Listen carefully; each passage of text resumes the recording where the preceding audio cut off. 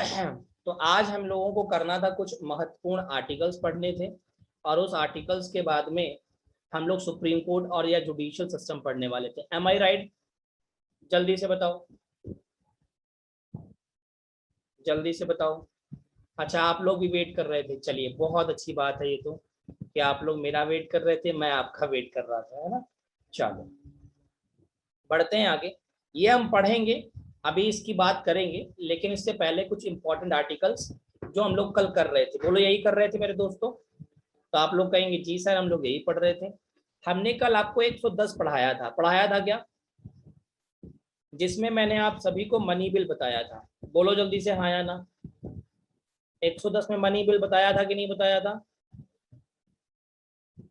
111 में क्या है, 111 में क्या है ये समझने का हम लोग प्रयास करते हैं। 111 में कहा गया है कि मनी बिल को प्रेसिडेंट ऑफ इंडिया, समझिएगा, प्रेसिडेंट ऑफ इंडिया, भारत के जो राष्ट्रपति हैं, president of India does not send the money bill for reconsideration. इसका मतलब समझिए पहले आप सभी प्यारे बच्चे। इसका मतलब ये है कि अगर भारत के राष्ट्रपति भी चाहें तो भी जो धन विधेयक है या जो मनी बिल है उसे पुनः विचार के लिए वापस नहीं भेज सकते। क्या मैंने बोला हिंदी में, जल्दी से बताओ? धन विधेयक को भारत के राष्ट्रपति भी पुनः विचार के लिए वापस नहीं भेज सकते। बोलो बात समझ में आई कि नहीं आई? ये मैं नहीं कह रहा हूँ, ये संविधान का अनुच्छेद 111 कहता है।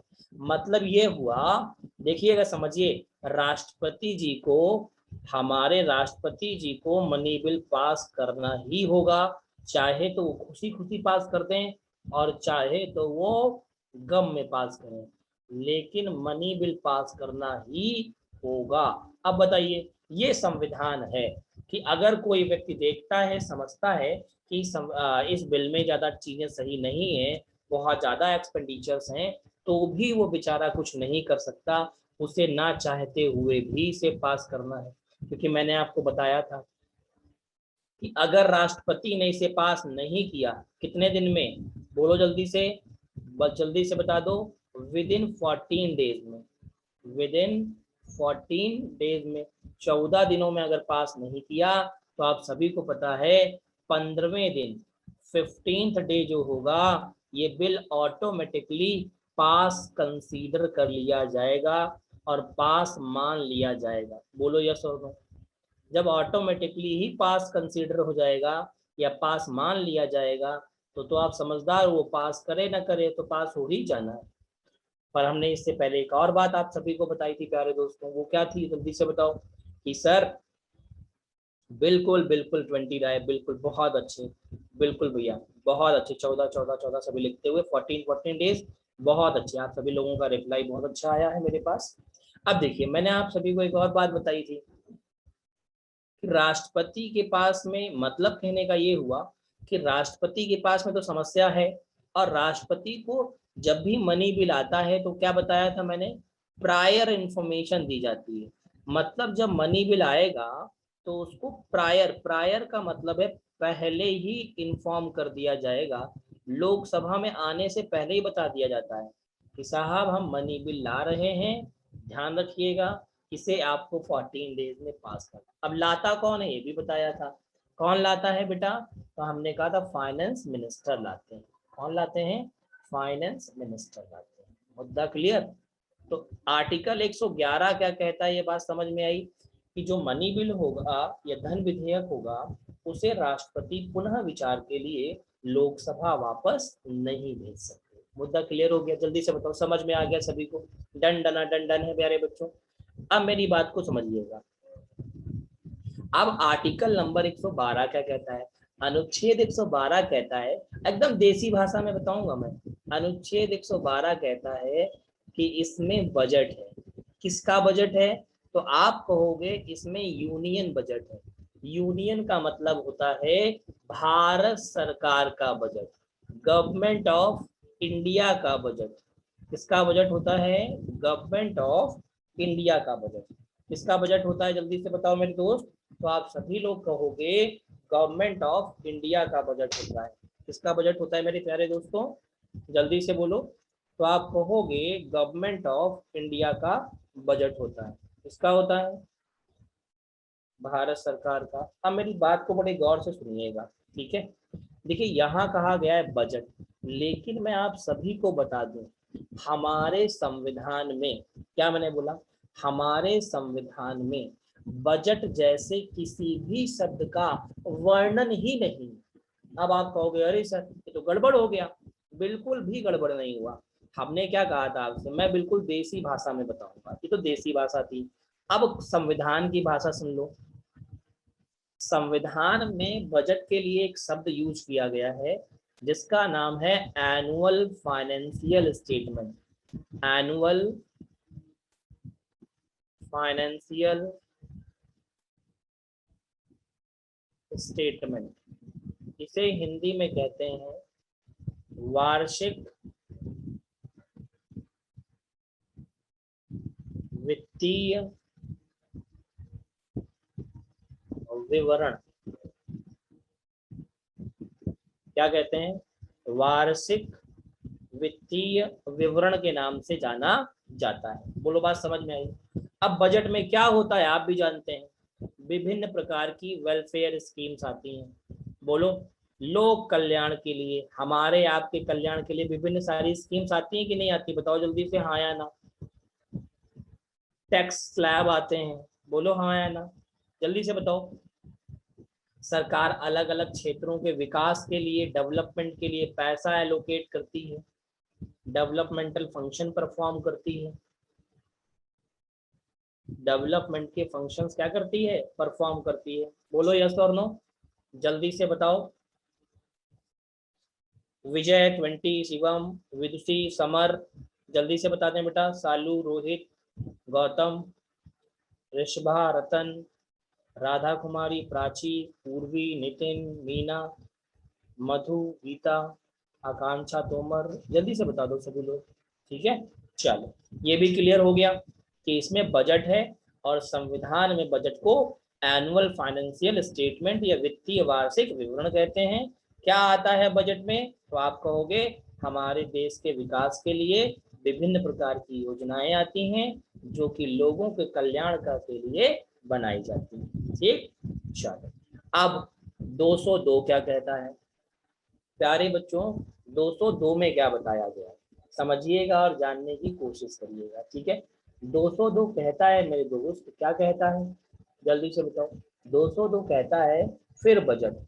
अब आप कहोगे सर ये तो मेरे साथ धोखा हो रहा है, सर अभी बजट बताया फिर बजट बता रहे हैं। ये बेटा राज्य सरकारों का बजट है। इसका है बेटा राज्य सरकारों का बजट है। राज्य सरकारों का मतलब ये हुआ मेरे प्यारे दोस्तों कि ये जो बजट है ये राज्य सरकारों के द्वारा लाया जाता है। अब प्रत्येक राज्य का अलग अलग बजट होता है। बोलो होता है कि नहीं होता? जल्दी से बताओ मुझे, यस और नो। तो इसे भी बजट नहीं कहा गया है, संविधान में इसे भी कहा गया है वही इस नाम जो पहले मैंने बताया। क्या बताया? Annual financial, annual financial statement. Annual financial statement किसका है ये? तो आप कहोगे राज्य सरकारों का। किसका है ये? तो आप कहोगे राज्य सरकारों का। बात क्लियर? अब बात करेंगे हम सभी लोग और जानने की कोशिश करेंगे। इसे जानने की कोशिश करेंगे, जल्दी से बताओ। हम जानने की कोशिश करने वाले हैं यहाँ पे आर्टिकल नंबर 114 क्या कहता है, 114 क्या कहता है। 114 को हम लोग कहते हैं, क्या कहते हैं? Appropriation bill. क्या है इसमें? एप्रोप्रिएशन,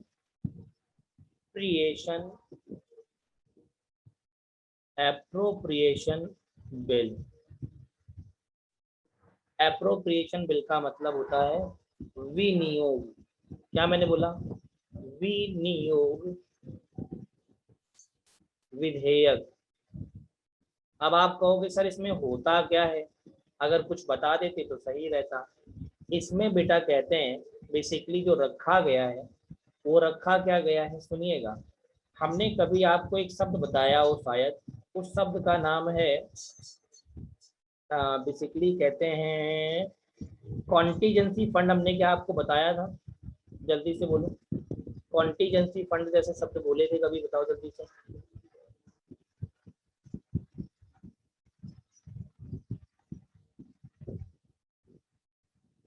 चलो कोई बात नहीं, हम ऐसे ऐसे कॉमनली बता देते हैं। देखो, हमारी सरकार के जो खर्चे हैं, जो एक्सपेंडिचर है, जो क्या है एक्सपेंडिचर्स हैं, वो विभिन्न तरीके से होते हैं। और सरकार उन एक्सपेंडिचर्स को कहाँ से लाती है? तो सरकार उन एक्सपेंडिचर्स को कंसोलिडेट या कंसोलिडेटेड फंड से लाती है, जिसका प्रोविजन आर्टिकल नंबर 266 में है।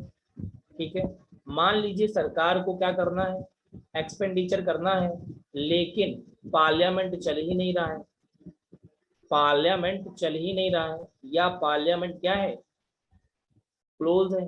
तो ऐसी स्थिति में क्या होगा, एक्सपेंडिचर नहीं करेगी सरकार।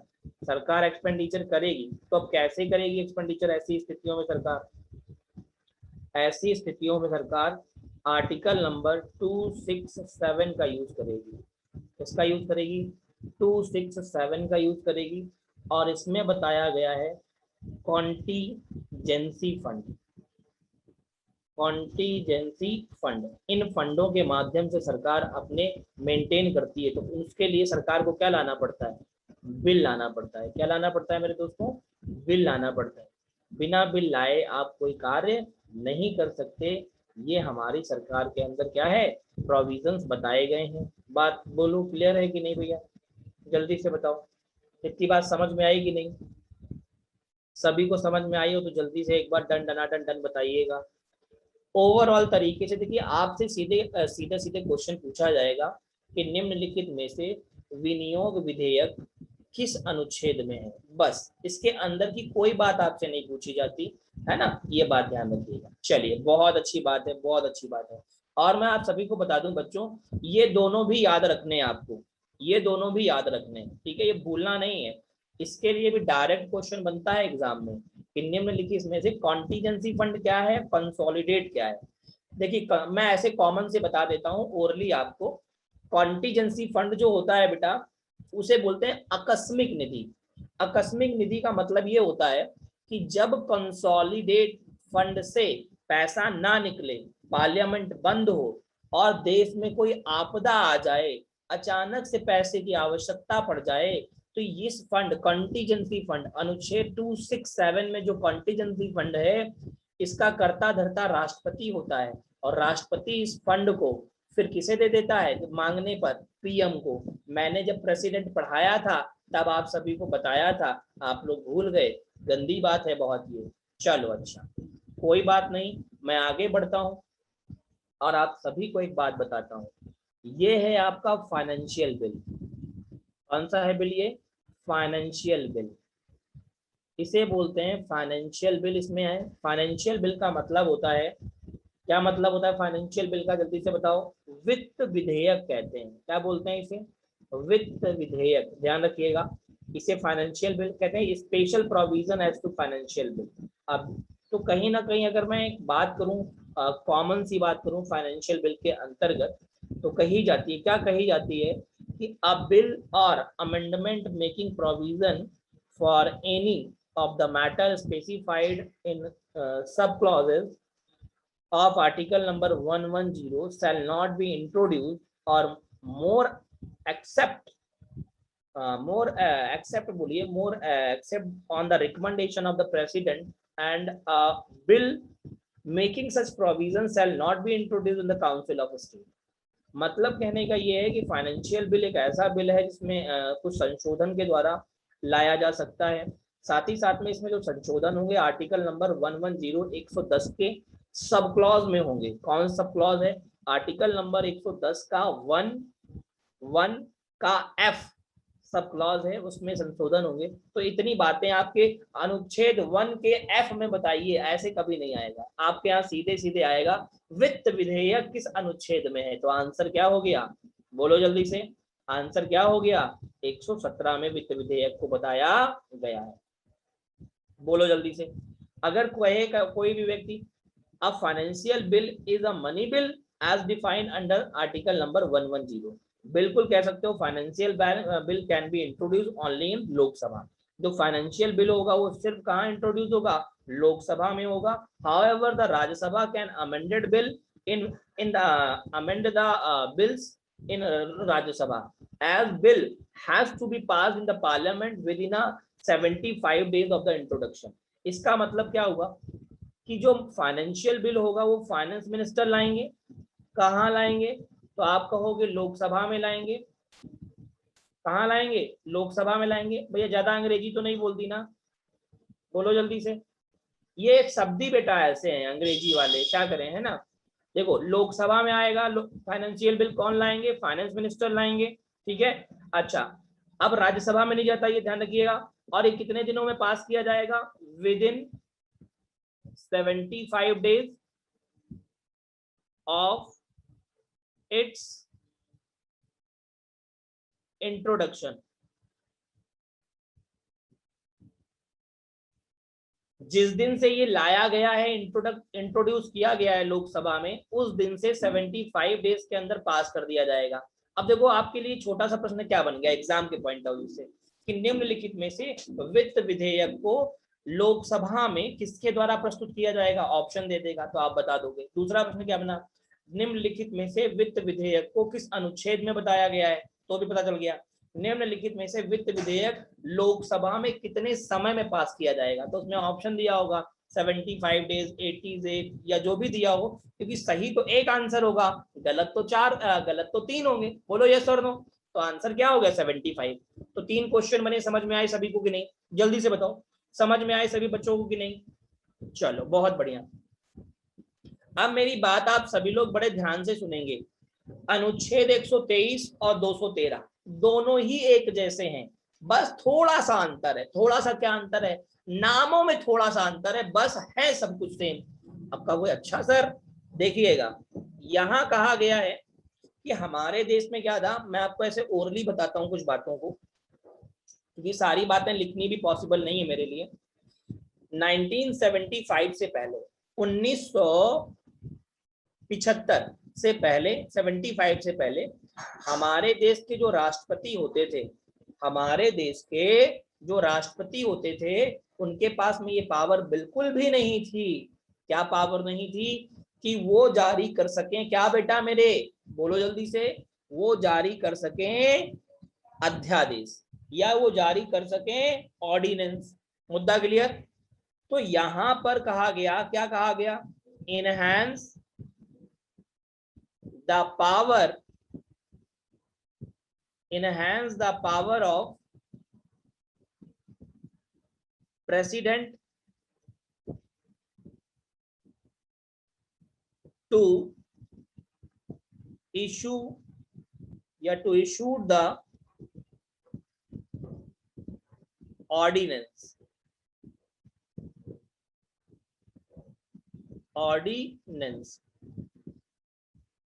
इस बात को आप याद रखिएगा और ध्यान रखिएगा।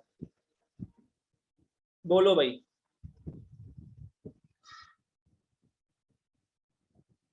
बोलो, इतनी बात क्लियर है सभी बच्चा पार्टी को।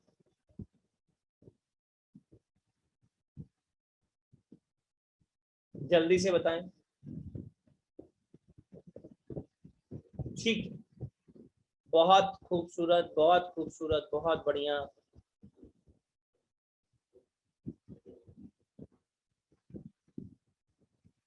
बहुत अच्छे। अब यहां पर राष्ट्रपति अध्यादेश जारी कर सकता है। अब मेरी बात को सुनिएगा, राष्ट्रपति के द्वारा जो अध्यादेश जारी होगा तब होगा जब पार्लियामेंट सेशन में नहीं होगी। मतलब कहने का, पार्लियामेंट में किसी प्रकार का कोई सत्र नहीं होगा या नहीं चल रहा होगा। मुद्दा क्लियर। अच्छा, ये तो राष्ट्रपति के लिए हो गया। सेम यही बात लिखनी है, बस आपको बदलना क्या है, राष्ट्रपति की जगह आपको लिख देना है गवर्नर ऑफ स्टेट। बस इतनी बात चेंज करनी है, और जो कुछ भी लिखा है ये सब सेम रहेगा। बस पार्लियामेंट की जगह आप लिखोगे क्या, कि जो स्टेट का विधानसभा होगा, या मैं कह दूं लेजिस्लेचर होगा, उसमें किसी प्रकार का कोई भी सत्र या सेशन नहीं चल रहा होगा। सत्र या सेशन नहीं चल रहा होगा। बोलो भैया, बात समझ में आई कि नहीं? बोलो मेरे दोस्त, समझ में बात आई कि नहीं? कि लिखना पड़ेगा? बोलो जल्दी से। जैसे 123 में क्या कहा गया है कि राष्ट्रपति की शक्तियों को बढ़ाया गया, जिससे कि वो ऑर्डिनेंस या अध्यादेश जारी कर सके। अध्यादेश तभी जारी होगा जब संसद में कोई सत्र या सेशन नहीं चल रहा होगा। यही बात यहाँ 213 में है कि राज्यपाल की शक्तियों को बढ़ाया गया कि वो अध्यादेश जारी कर सके। अध्यादेश राज्यपाल तभी जारी करेंगे जब विधानसभा और विधान परिषद में किसी भी तरीके का कोई सेशन या सत्र नहीं चल रहा होगा। बोलो मेरे दोस्त, क्लियर हुई बात की नहीं? जल्दी से बताओ, जल्दी से बताओ तो जाने। अच्छा ये बताओ, आप सभी लोग आ रहे हैं, क्लास में आते हैं मेरी जो लाइव होती है? लाइव क्लास में कौन कौन आता है पढ़ने? जल्दी से बताओ, हाथ ऐसे खड़ा करके बताइएगा, हैंड रेस करके। कौन कौन आता है? 20 जी आते हैं, बहुत बढ़िया। और कौन आता है? विजय जी भी आते हैं, बिल्कुल विजय जी भी आते हैं, बिल्कुल बात सही है। प्राची भी आती हैं, बिल्कुल सही बात है। और लोग नहीं आते हैं? अच्छा, विदुषी भी आती हैं, बहुत अच्छी बात है। रोहित जी, नीतीश जी भी आते हैं। देखो ये नाम वो हैं जो हाथ लेते ही मुझे याद आ जा रहे हैं, ठीक है। सालू जी भी आती हैं, अच्छा ठीक है, बहुत अच्छी बात है। आकांक्षा, ओके। तो सभी लोग आया करिए भाई, है ना, सभी लोग आ जाया करिए, ठीक है। बहुत बहुत धन्यवाद है आपका, आप सभी लोग आया करिए।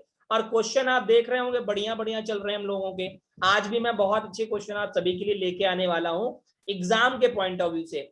और अगर आपने ये सीरीज कर ली ना बच्चों, तो आप ये ध्यान रखिएगा, आप ये ध्यान रखिएगा, आपकी कमेंट भी करते हैं, अरे वाह।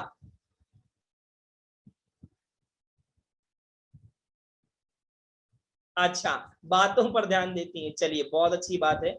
कोई बात नहीं, कमेंट कर दिया करिए। कभी कभी मैं कई बार कहता हूँ, कमेंट और लाइक भी बनता है आप लोगों का, ठीक है। शिवम कुमार, आप नहीं आते हैं सेशन में?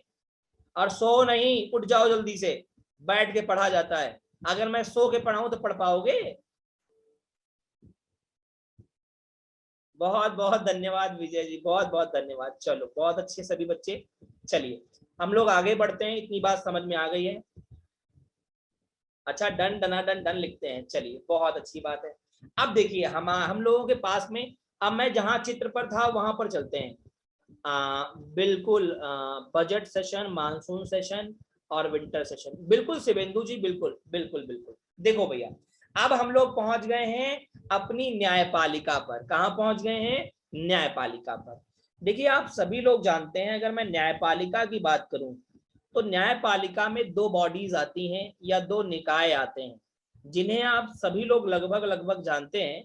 जुडिशरी में दो निकाय हैं। एक तो हमारे देश की सर्वोच्च अदालत है, जिसका नाम ही सर्वोच्च अदालत है, मतलब सुप्रीम कोर्ट कहते हैं। बोलो हाँ या ना? और दूसरा जो है बच्चों, राज्य में जो सबसे बड़ी अदालत होती है, उसका नाम होता है हाई कोर्ट, उच्च न्यायालय। इसे हिंदी में कहते हैं सर्वोच्च न्यायालय या उच्चतम न्यायालय। सर्वोच्च न्यायालय या उच्चतम न्यायालय, इसका एक और नाम है हिंदी में उच्चतम न्यायालय। इसका हिंदी में नाम है मेरे दोस्तों उच्च न्यायालय।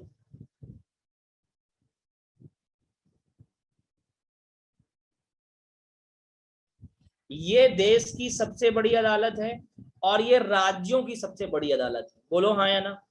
अब अगर मैं कहूं तो इसे कहाँ बताया गया है और इसे कहाँ बताया गया है? इसे बताया गया है अनुच्छेद 124 से 147 के बीच। और अगर मैं भाग की बात करूं, भाग भाग का मतलब है पार्ट, तो पार्ट 5 में बताया गया है।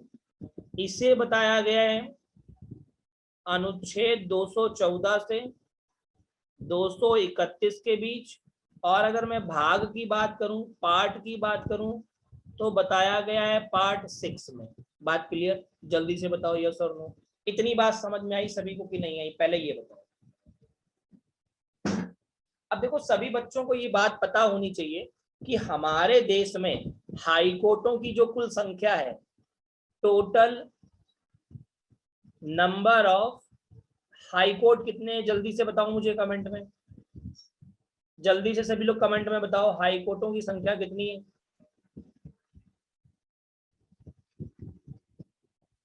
हाई कोर्ट कितने हैं देश में? जल्दी से बताओ।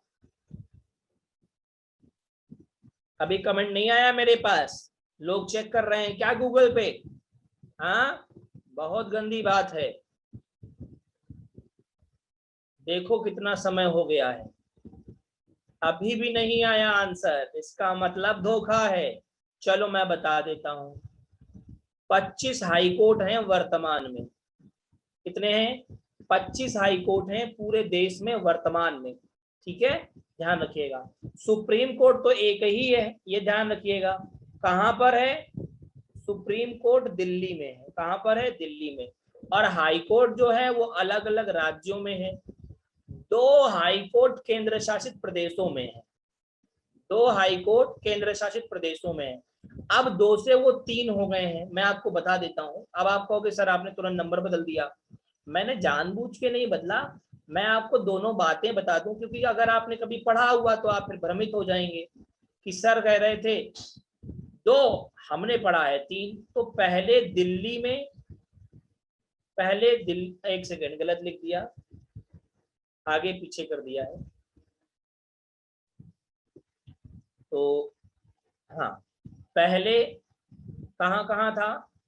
दिल्ली में, और दूसरा जो था वो चंडीगढ़ में।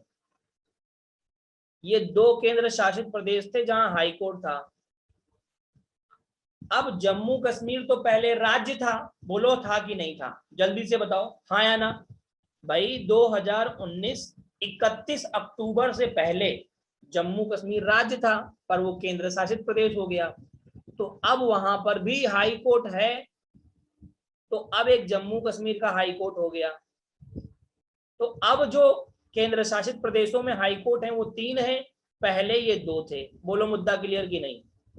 मुद्दा क्लियर हुआ कि नहीं? और 22 हाई कोर्ट कहाँ है? ये राज्यों में है। ये कहाँ है? राज्यों में है। मुद्दा सभी को क्लियर हो गया होगा। अब मैं बात करूंगा सुप्रीम कोर्ट के बारे में और आप सभी को कुछ बातें बताऊंगा। ये बात मैं ऑलरेडी आपको बता चुका हूं, ठीक है, कॉमन सी बातें जो हैं। यहां से सर्वोच्च न्यायालय शुरू होता है।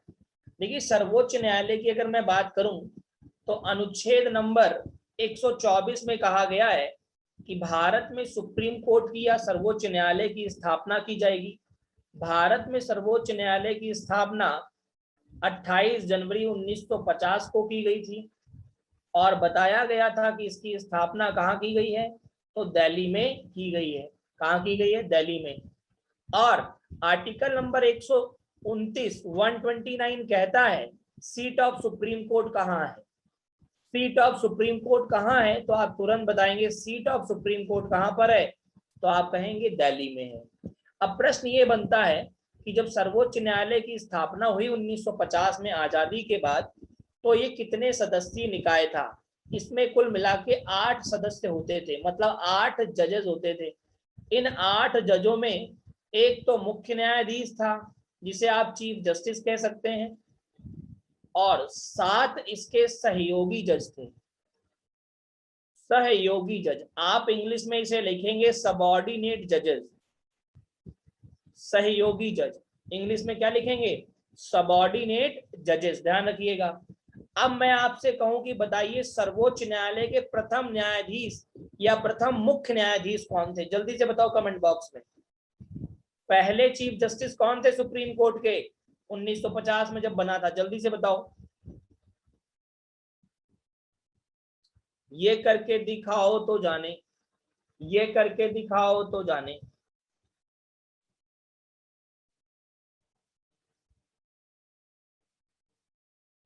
First chief justice of supreme court, बहुत शानदार, हरीलाल जे कानिया, बहुत बढ़िया। एच जे कानिया, बहुत शानदार, बहुत शानदार बेटा। रोहित ऋषभा, बहुत बढ़िया। उनका नाम था हरीलाल जे कानिया, ठीक है। हाँ बहुत बढ़िया 20 जी, बहुत बढ़िया, शानदार, ठीक है। चलो अब अगर मैं ये कह दूं आपसे कि मुझे बताओ वर्तमान में कौन है भारत का मुख्य न्यायाधीश जो 48वें नंबर का है। वर्तमान में बताओ सुप्रीम कोर्ट का मुख्य न्यायाधीश या भारत का मुख्य न्यायाधीश कहते हैं, कौन है 48वें नंबर के, जल्दी से बताओ कमेंट में। एन बी नहीं है, एन वी है, N V for van, Ramanna. बहुत शानदार, शाबाश बेटा शाबाश, बहुत बढ़िया। प्राची 2020 हमारे, बहुत शानदार, सभी बच्चे बहुत बढ़िया, ठीक है, याद रहेगा ना। अब बात आती है 125 की, क्या कह रहा है, सैलरी बताइए। आप लोग सैलरी नहीं बता पाएंगे, बताओ जल्दी से, मैंने याद करो बताई थी सैलरी, याद करो मैंने सैलरी कहां बताई थी, जल्दी से। शिवेंदु बहुत अच्छे, चीफ जस्टिस की सैलरी बताई थी मैंने कहीं, याद करके बताओ। अदर जजों की सैलरी बताई थी कहीं, चीफ जस्टिस की सैलरी बताई थी 2.8 लाख रुपए शेड्यूल 2 में, और अन्य जजों की सैलरी 2.5 लाख रुपए पर मंथ। बोलो जल्दी से यस और नो। नीतीश वेरी गुड, विजय बहुत अच्छे बेटा। चलो आगे बढ़ते हैं। 280 आकांक्षा वेरी गुड, प्राची गुड। चलो 126 बेटा, 126 कहता है appointment of chief justice of India. इनका अपॉइंटमेंट कौन करेंगे, भारत के राष्ट्रपति, प्रेसिडेंट के द्वारा अपॉइंटमेंट किया जाता है। किसके द्वारा, प्रेसिडेंट के द्वारा अपॉइंटमेंट किया जाता है, ठीक। अब बात आती है अपॉइंटमेंट ऑफ एडॉक जजेस। देखो एडॉक जजेस की जरूरत क्यों पड़ी, पहले इस बात को समझिए। एडॉक जजेस की जरूरत इसलिए पड़ी मेरे प्यारे दोस्तों कि भारत में आप देख रहे हैं जनसंख्या बढ़ रही है। अगर आप बताइए जनसंख्या बढ़ेगी तो लड़ाई दंगे भी बढ़ेंगे, क्योंकि भैया क्षेत्रफल तो उतना ही है जितना 1950 में था, बोलो हाँ या ना। और आज भी उतना ही है। 1950 में 36 करोड़ पॉपुलेशन थी और आज 136 करोड़ पॉपुलेशन है। 100 करोड़ लोग बढ़ गए तो ये लोग रहेंगे कहाँ, लड़ाई होनी तो तय है ना, जल्दी से बताओ हाँ या ना। लड़ाई होनी तय है कि नहीं, लड़ाई होनी तय है तो केस बढ़ने तय है, और केस बढ़ने तय है तो ऑब्वियस सी बात है कि सुप्रीम कोर्ट में जजों की संख्या बढ़ानी होगी। बताओ बढ़ानी होगी कि नहीं, जल्दी से बोलो बढ़ानी होगी कि नहीं। तो यहाँ पर अपॉइंटमेंट कौन करेंगे, यहाँ पर भी अपॉइंटमेंट भारत के राष्ट्रपति के द्वारा ही किया जाएगा। एडॉक जजेस जानते होंगे संविदा पर जो नियुक्त होते हैं भाई, संविदा वाले, ये तो सुना होगा संविदा शब्द सभी ने, बोलो। चलिए अगला 129 क्या कहता है, कहता है Supreme Court to be a court of record. Supreme Court to be a court of record का मतलब है कि जो सर्वोच्च न्यायालय है, जो क्या है, सर्वोच्च न्यायालय है, हाँ बेटा आकांक्षा जो आपने बात कही है यहाँ पर एडॉक जजेस वाली, इसमें मैं आपको बता दूं, क्लैरिफाई कर दूं, अपॉइंटमेंट जो होगा वो तो कहीं ना कहीं कंफर्म कौन करेगा, वो कौन कंफर्म करेगा, राष्ट्रपति ही कंफर्म करेगा। लेकिन यहाँ पर पावर जरूर दी जाती है सीजेआई को कि आप अपने हिसाब से ढूंढ करके कर सकते हैं, ठीक है। अच्छा 128 नहीं, इनका कोई मतलब नहीं है, सारे सिक्वेंस तरीके से हम लोग नहीं करेंगे, ठीक है। अब हमें वही करना होगा जो मेन है। ठीक है। हाँ, मेन आर्टिकल्स जो है वही करने होंगे शुभेंदु जी। ठीक है आकांक्षा, बहुत बढ़िया। 129 कहता है अभिलेख न्यायालय। अभिलेख न्यायालय का मतलब होता है कि सुप्रीम कोर्ट में चाहे कोई छोटा केस हो और चाहे कोई बड़ा केस हो, हर एक केस की क्या होती है, रिकॉर्डिंग होती है। और ये रिकॉर्डिंग जो है वो काम आती है फॉर फ्यूचर रेफरेंस।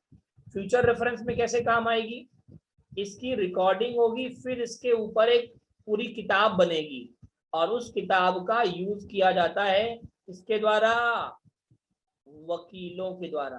तो हर एक छोटे बड़े केस का यहाँ पर क्या होता है बेटा, पब्लिश होता है वो केस। ठीक है, अगर वो बेहतर है तो लोग उसको पढ़ते हैं और समझने का प्रयास करते हैं। Article number 130, seat of supreme court. कहते हैं सीट ऑफ सुप्रीम कोर्ट कहां पर है, तो आप कहोगे दिल्ली में है। मैंने यहाँ शायद 129 लिख दिया था, यहाँ आप 130 करिएगा। ठीक है, इसके लिए मैं माफी चाहूंगा, इट्स बाय मिस्टेक कह सकते हैं ये। ठीक है, हाँ पब्लिश, बिल्कुल पनिशमेंट होगा, बिल्कुल बहुत बढ़िया शिवेंदु जी, इट कैन पनिश, बिल्कुल बिल्कुल बिल्कुल, यस। हाँ बिल्कुल सही बात है, हाई कोर्ट से सुप्रीम कोर्ट में अपील कर सकते हैं आप, ये आपके पास राइट है। जब आप हाई कोर्ट में केस हार जाए, आपको लगे मेरा मेरा दिल नहीं भरा है, तो आप सुप्रीम कोर्ट जा सकते हैं, बिल्कुल सही बात है आपकी। ये कॉमन सी बातें हैं जो आपको मैं बता दूंगा, आर्टिकल में आपको याद नहीं करनी पड़ेगी।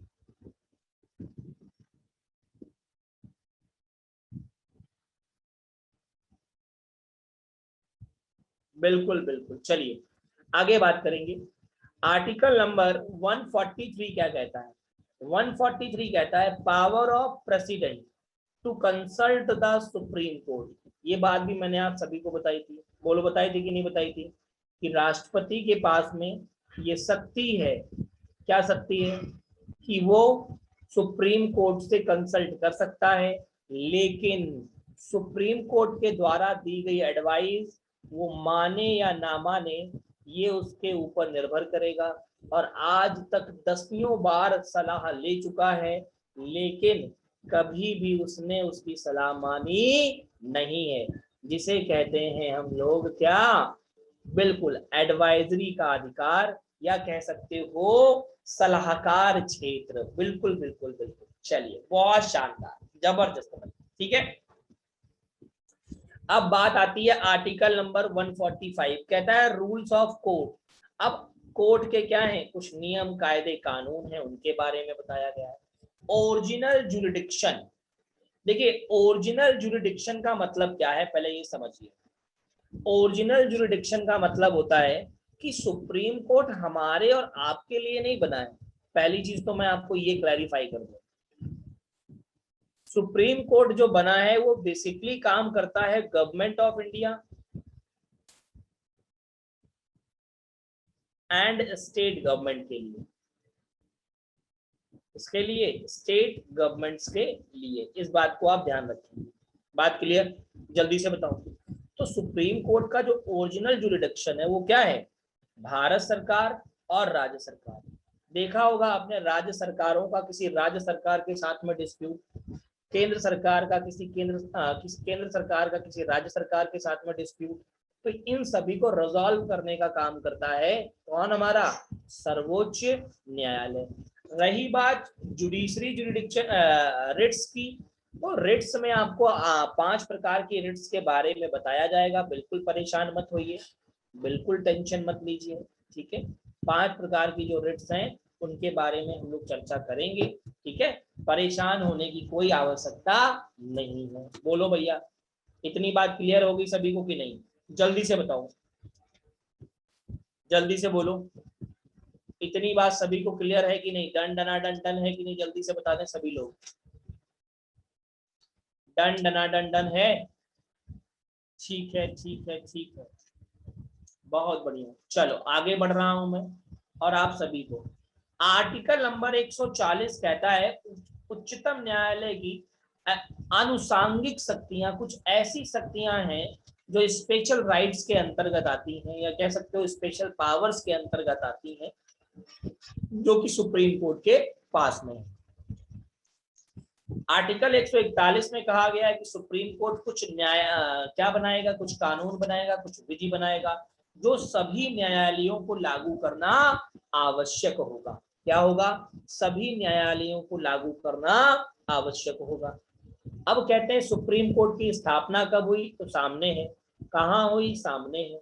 अब बात आती है जो यहाँ पर वो नंबर ऑफ जजेस की है, नियुक्ति कौन करेगा ये भी आपको पता है, रिटायरमेंट की है। इन सारी बातों को मैं थोड़ा यहाँ पर आपको एक्सप्लेन करता हूँ।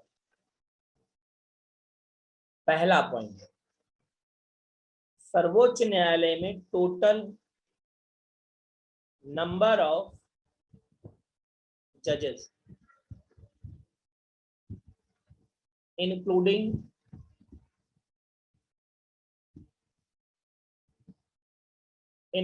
चीफ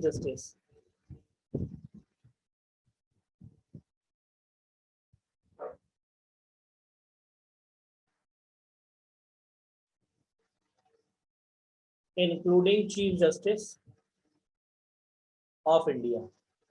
मुद्दा क्लियर? अब अगर मैं आप सभी से बात करूं तो आप सभी को सिर्फ एक बात समझनी होगी और जाननी होगी, वो क्या है।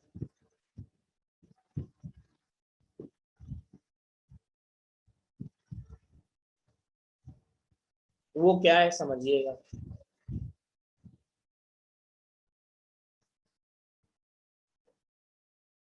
टोटल जज 34, क्या बनेगा फिगर? 1 + 33। ये एक हो गए chief justice,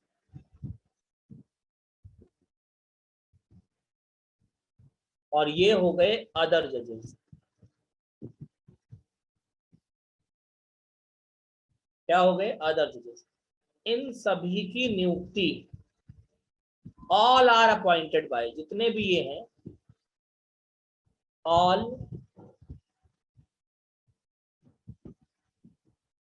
are appointed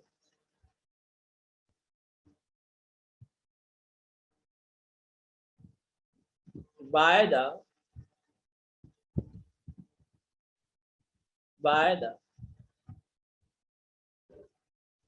President of India, and also they can removed by the same। मतलब कहने का ये हुआ कि सभी का अपॉइंटमेंट प्रेसिडेंट करेंगे और हटाने की भी शक्ति किसके पास है? राष्ट्रपति के पास निहित है। बोलो इतनी बात समझ में आई कि नहीं? हालांकि इनके ऊपर जब हटाया जाएगा तो इम्पीचमेंट लाया जाएगा। इम्पीचमेंट फाइनल पास कौन करेगा? भारत के राष्ट्रपति। कौन पास करेंगे? भारत के राष्ट्रपति। जैसे आप सभी को याद होगा दीपक मिश्रा, याद आया कुछ? याद आया कुछ? दीपक मिश्रा के अगेंस्ट में इम्पीचमेंट लाया गया था, लेकिन ये राज्यसभा में पास ही नहीं हुआ था। कहां पास नहीं हो पाया था? राज्यसभा में पास ही नहीं हुआ था। किसने नहीं किया था? चेयरमैन ऑफ राज्यसभा ने इसे पास नहीं किया था।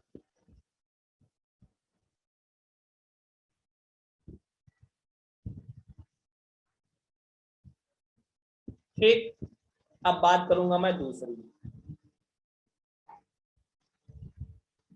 रिटायरमेंट एज क्या है?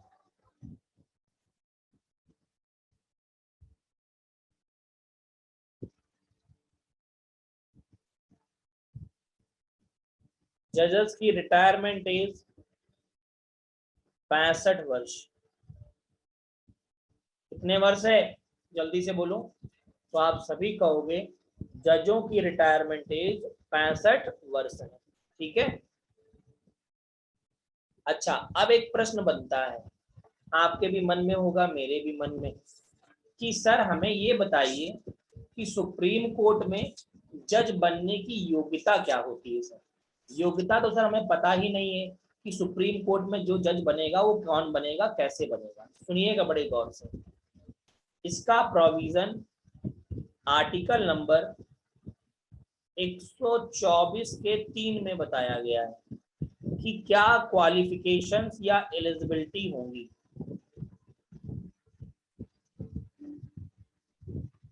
क्वालिफिकेशन बोलो, एलिजिबिलिटी बोलो, जो भी कहना चाहो। तो सबसे पहले बात ये आती है कि must be citizen of India, must be citizen of India.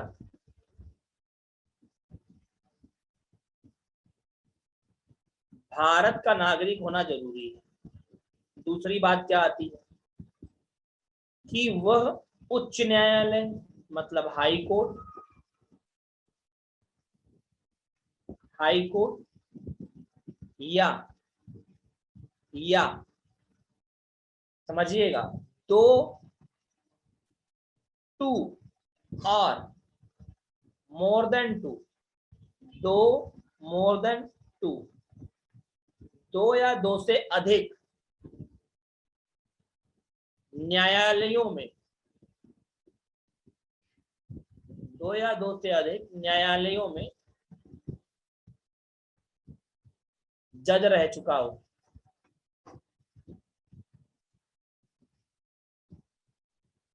High court या दो से अधिक कोई अन्य न्यायालयों में क्या रह चुका हो, जज रह चुका हो। कितने वर्षों तक?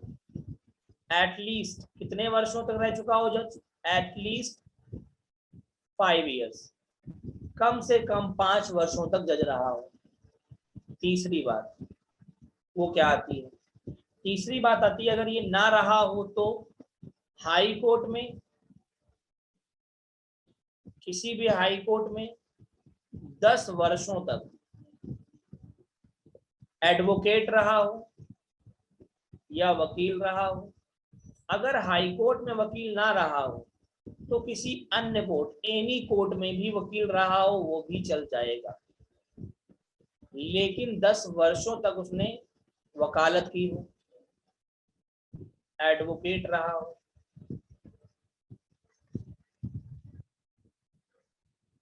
ठीक, अच्छा चौथी बात क्या है? चौथी बात क्या है वो समझिएगा। चौथी बात जो है वो ये है कि राष्ट्रपति की राय में परंपरागत विधिवेदता हो। इसका मतलब क्या है? इसका मतलब है he is what, he is jury in the eye of President of India. इसका मतलब है कि वो राष्ट्रपति की नजरों में विधिवेदता होना चाहिए। राष्ट्रपति की नजरों में विधिवेदता होना चाहिए। विधिवेदता का मतलब होता है विधि, विधि मतलब कानून, और वेदता का मतलब होता है ज्ञाता। मतलब क्या हो गया? कानून का ज्ञाता होना चाहिए। बोलो भैया, बात समझ में आई सभी को कि नहीं? बोलो जल्दी से, बात समझ में आई सभी बच्चों को कि नहीं? समझ में आई हो तो जल्दी से सभी लोग डन डना डन डन बता दें। रोहित जी हैंड रेज कर रहे हैं क्या? ठीक है, बहुत बढ़िया बहुत बढ़िया, शाबाश। ठीक है ठीक है, कोई बात नहीं कोई बात नहीं, समझ में आई सभी को ना? बहुत बढ़िया। अच्छा ठीक है, कोई इशू नहीं, कोई इशू नहीं, हो जाता है। हाँ चलिए, अब ओथ। यार ये तो बात मैं बहुत बार बता चुका हूं कि शपथ कौन दिलाता है। बताओ, अच्छा बताइए कि नहीं बताइए? एक ही बात को बार बार रिपीट करने से कोई लाभ है? बताओ अच्छा जल्दी से। शपथ जब पढ़ाया था हमने शेड्यूल नंबर 3, तो बताया था कि नहीं बताया था? ईमानदारी से बताइएगा, शेड्यूल 3 में बताया था कि नहीं बताया था? तो फिर अब वही बात चाहो तो दोबारा लिख लो, उसमें कोई बुराई थोड़ी ना है। लिख लो, कहीं पर लो, यहाँ लिख लो कि भाई जजों को या सीजेआई को शपथ दिलाने का काम किसका है, बताओ जल्दी से। जजेस को और सीजेआई को शपथ कौन दिलाएगा? तो आप कह दो भारत के राष्ट्रपति के द्वारा शपथ दिलाई जाएगी। लो मुद्दा खत्म, बताओ जल्दी से। तो ये जो बातें बता देता हूं ये याद रखा करो। Tenure already discussed 65 years already discussed, I think so आपने देखा नहीं, ये भी यहाँ पे डिस्कस किया है। और ये सामने लिखा है रिटायरमेंट एज, टेन्योर नहीं है, ये रिटायरमेंट एज है। चाहो तो टेन्योर बोलो, चाहो तो समय बोलो, क्योंकि यहाँ पर 2 साल 5 साल 6 साल का कोई टेन्योर नहीं है। इस बात को आप ध्यान रखिएगा।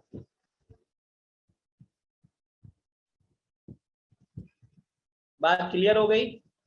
शिवेंद्र जल्दी से बोले, जल्दी से बताएं। इतनी बात सभी को क्लियर? जी चलो, बहुत बढ़िया, बहुत शानदार, बहुत ही जबरदस्त। ठीक है, ठीक है,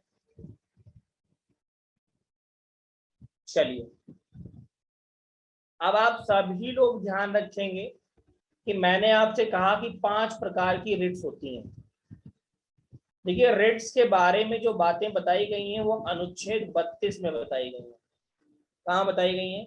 अनुच्छेद 32 के अंतर्गत रिट्स आती हैं, ध्यान रखिएगा, जो कि 5 रिट्स हैं। क्या मैंने शब्द बोला? रिट्सों की संख्या कितनी है? 5 है। पहली, जिसे बोलते हैं बंदी प्रत्यक्षीकरण, जिसे कहा जाता है हबीस कॉर्पस। क्या बोलते हैं? हबीस कॉर्पस, ध्यान रखिएगा। हिंदी में कहते हैं बंदी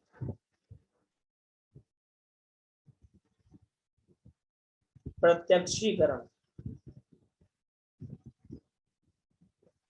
रिट क्या होता है? रिट का मतलब अगर कहना चाहो तो आप ऐसे कह सकते हो, इसका शुद्ध मीनिंग होता है एन ऑर्डर, आदेश। दूसरा शब्द कह सकते हो स्पेशल ऑर्डर, विशेष आदेश। तीसरा शब्द कह सकते हो एक ऐसा आदेश जिसके माध्यम से विभिन्न प्रकार के काम किए जाते हैं। जैसे याचिका ना दायर हो रही हो, याचिका दायर हो जाएगी। रिपोर्ट ना लिखी जा रही हो, रिपोर्ट लिख जाएगी। तो विभिन्न प्रकार, आपको गलत तरीके से गिरफ्तार किया गया हो तो आपको छोड़ दिया जाएगा। ये सारी बातें इसके अंतर्गत आती हैं। दूसरी है मैंडमस। बात समझ में आई विजयगिरी जी? मैंडमस को हिंदी में कहते हैं परमादेश। क्या कहते हैं? परमादेश। तीसरी है प्रोहिबिजन।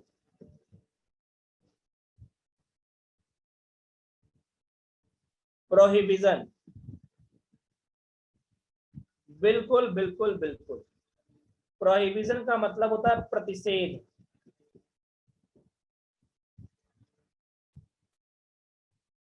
चौथी है आपकी सेंसियो, सैरसियो बोलते हैं, ठीक है, सैरी सॉरी भी बोला जाता है, सरी सॉरी बोलते हैं कई लोग, उससे बोलते हैं उत्प्रेषण। उत्प्रेषण। चौथी है क्यू वारंटो।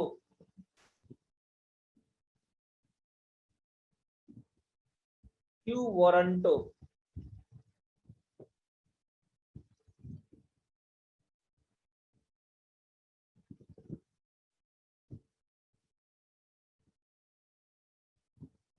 इसे हिंदी में कहते हैं अधिकार प्रक्षालेख। बोलो भाई, ये 5 प्रकार की रिट्स होती हैं जो आप सभी के सामने लिखी गई हैं। बोलो, इतनी बात क्लियर सभी बच्चों को? जल्दी से बताओ मुझे, क्लियर है तो हाँ बोलो जल्दी से, जल्दी बताओ भाई। ठीक है, अब देखो, आपका सुप्रीम कोर्ट कंप्लीट हो गया है, लेकिन ये रिट्स भी बता दी गई हैं। इन रिट्स के अंदर क्या क्या आता है इसकी चर्चा बेटा हम लोग आज नहीं करेंगे, ठीक है। ऑलरेडी हम लोग थोड़ा लेट भी ज्वाइन हुए थे, उस लेट को देखते हुए हमने आपकी क्लास को 10 मिनट एक्स्ट्रा कर दिया, इसीलिए पढ़ा दिया है, ठीक है, कि लेट थोड़ा ज्वाइन हो पाए थे। अब हमारी दूसरी भी क्लास है, ठीक है। तो इन पांचों बातों को अगली क्लास में मैं डिस्कस कर दूंगा। बोलो बात क्लियर सभी बच्चों को?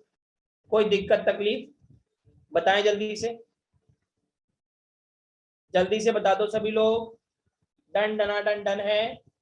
प्राची हैंड रेस कर रही हैं, बताएं, अनम्यूट करके बोलें प्राची, कुछ कहना है?